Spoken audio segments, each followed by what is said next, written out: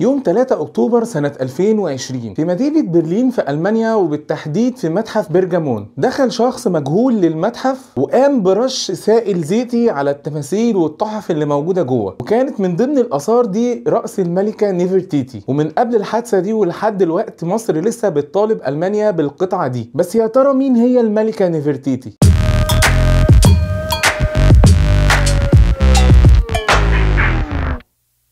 أعزائي المشاهدين، أهلا بيكم. الملكة نفرتيتي هي واحدة من أكثر النساء غموضا في تاريخ مصر، واسمها معناه لقد جاءت امرأة جميلة. وعلماء المصريات زمان قالوا إن هي جت من إمبراطورية ميتاني، وهي إمبراطورية هندو إيرانية كانت متمركزة في بلاد الشام وبلاد ما بين النهرين اللي هم يعني نهر دجلة ونهر الفرات. وبعض المؤرخين قالوا إن هي بنت الحاكم آي، واللي كان واحد من فراعنة الأسرة ال 18، واللي حكم مصر 4 سنوات تقريبا، على الأرجح من سنة 1324 لحد سنة 1320 قبل الميلاد. وفيها أقوال تانية بتقول إن هي من سنة 1327 لحد سنة 1323. المهم إن الملك أو الفرعون آي كان متجوز من ملكة اسمها الملكة تي، واللي اتولد بعد كده مسؤولية ورعاية نفرتيتي، واشتغلت لها كمان مرضعة هي وأختها الصغيرة نوتجم. واللي حصل بعد كده إن الملك آي حب ينكر نسبه لبنته نفرتيتي، لكن حصلت حاجة غريبة كده شوية، ان بنته التانية الصغيرة نوتجم رسمت صورتها على قبر ابوها بعد ما مات، وده يعني كان يعتبر اثبات نسب في الوقت ده. وتمر الايام والسنين ولسه قضية نسب ملكة نفرتيتي محل جدل في الاوساط الملكية، والقضية دي دفعت نفرتيتي انها تدخل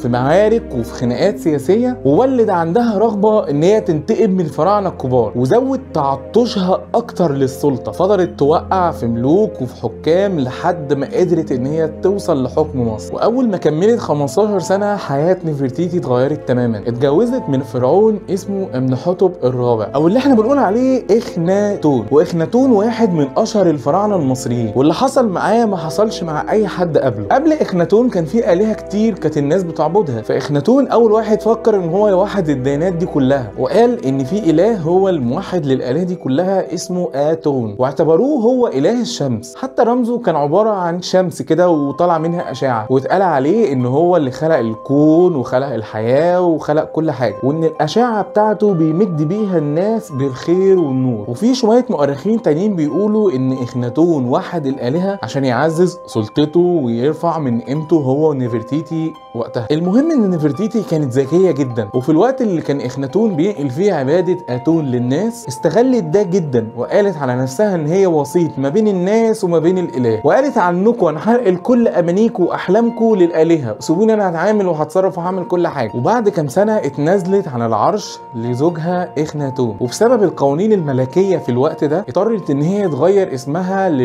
نفر اتون. وبعد فتره من الوقت راح الملك اخناتون ومراته اللي هي الملكه نفرتيتي لمنطقه اسمها اخيتاتون، واللي اسمها دلوقتي التل العمارنة، واللي هي موجودة في محافظة المنيا، واللي خلوها بعد كده هي العاصمة المصرية. ومع الوقت قام الملك اخناتون والملكة نفرتيتي بكتير جدا من الاصلاحات الثقافية والاجتماعية في اخيتاتون. والملكة نفرتيتي كانت شريكة جوزها في كل حاجة حرفيا، حتى في الرسومات على المعابد والجدران كانت موجودة معاه، وده كان حاجة جديدة على الفراعنة في الوقت ده. وكمان كانت بتشاركه في حروبه وفي انتصاراته على الاعداء، يعني بالبلدي وراك مطرح ما تروح وراه. بتمر الايام وتخلف نفرتيتي من الملك اخناتون 6 بنات. هقول لك اساميهم واعذرني ان اساميهم صعبه شويه في النطق. ميرت اتون، عن خس ان باتون، ميكت او ماكت اتون، تب ان را، نيفر تفرو را، نيفر تفرو اتون تاشيري. بس في شويه حاجات كده انا شايفها غريبه حصلت في الوقت ده. من ضمن الحاجات اللي انا شايف ان هي ملخبطه وغريبه ان اخناتون كان راجل مصري اصيل وما اكتفاش بالست اللي معاه وبس، لكنه اتجوز ستات تانية عليها، وكانت من ضمن الستات اللي اتجوزها دي اخته. ما تسالنيش ازاي بس ده حصل. وعموما هو خلف من اخته بعد كده ملك معروف اسمه توت عنخ امون. وتوت عنخ امون ده اتجوز بنت نفرتيتي اللي هي اسمها عنخس ان باتون. عموما الفتره دي كان الدنيا ملخبطه وما كانش فيه قوانين دينيه كتير بتحرم ان الاخ يتجوز اخته، عشان كده هتلاقي الدنيا كانت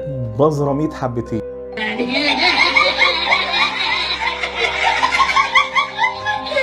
المهم ان بعد 12 سنه من حكم اخناتون فجاه كده وبدون اي مقدمات تختفي خالص الملكه نفرتيتي، خصوصا بعد وفاه بنتها ميكت اتون. وفي بقى شويه نظريات اتقالت عن الموضوع ده كلها مختلفه عن بعض، زي مثلا ان هي ماتت عادي يعني زي ما الناس كلها بتموت. حاجه كمان ان في مؤرخين قالوا ان هي كانت بتتنكر زي الرجاله وتنزل تتمشى في الشارع من غير ما حد ياخد باله، خصوصا ان الملك اخناتون رقاها من رتبه ملكه لرتبة شريكة في الحكم. بس عموما مفيش دليل على حاجة زي كده. نظرية ثالثة برضو بتقول ان نفرتيتي هي واحدة من الفراعنة اللي حكموا مصر بعد اخناتون، وكانت متنكرة في شكل الحاكم اللي حكم مصر بعد اخناتون اللي اسمه سمنخ-كا-رع. ماليش دعوة هو اسمه كده يعني، بس عموما برضو مفيش دليل على الحاجة دي. بس في الاخر دي مجرد نظريات وافتراضات لسه مفيش اي دليل عليها. دلوقتي بقى هنطلع بالزمن لكتير قوي قدام لسنة 2015 لما اكتشف عالم المصريات نيكولاس ريفز وعالم الآثار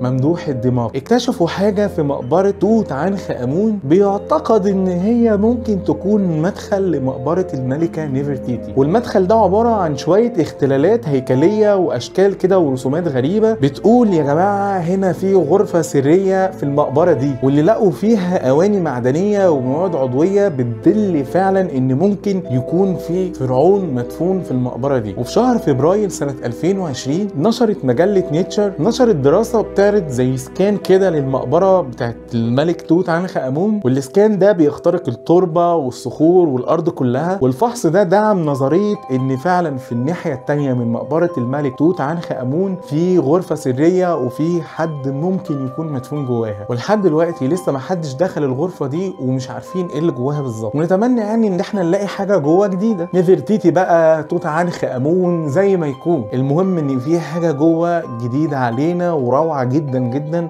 واحنا محتاجين نخش نجيبها. وعلى فكره من ضمن الاراء اللي اتقالت على موضوع الملك اخناتون والملكه نفرتيتي ان الفراعنه لما لقوا اخناتون وحد الالهه في اله واحد ده يعني خلاهم يغضبوا عليه ويمحوا كل رسوماته هو ومراته من على الجدران ومن على المعابد كنوع من انواع العقاب ليه. وللاسف تم نسيان نفرتيتي تماما لفتره طويله جدا من الزمن لحد ما جت سنه 1912 لما جه عالم الاثار الالماني لودفيج بورشارتل واكتشف نص تمثال جوه ورشه للفرعون النحات القديم تحتمس، والتمثال كان للملكه نفرتيتي. وبعد كده اتسرق وتهرب لالمانيا ولسه ما جاش من ساعتها لحد دلوقتي. عزيزي المشاهد نفرتيتي مش محتاجه شويه رسومات عشان نكون فاكرينها. التاريخ الفرعوني مليان بقصص وحكايات وروايات عايزه لها فوق المليون كتاب عشان تخلص. ممكن نفرتيتي تكون مظلومه باللي حصل لها او ان هي تم نسيانها عن قصد، وممكن تكون ان هي ظالمه عشان طمعت في الحكم وفي السلطه عشان بس تنتقم من ابوها، او عشان تثبت نظريه انا ست جدعه واللي عاشت ملكه مش هتعيش وصيفه. بس حتى لو كانت وحشه او كانت كويسه من حقك اللي انت تعرف عنها وتقرا عنها. وكل ما بتدخل في التاريخ المصري وتتعمق فيه هتحس فعلا بالفخر اللي انت مصري. وكالعاده لو عجبتك الحلقه ما تنساش تشوف الفيديوهات القديمه وتستنى الفيديوهات الجديده وتشترك في القناه. اشوفك في الحلقه الجايه. شكرا.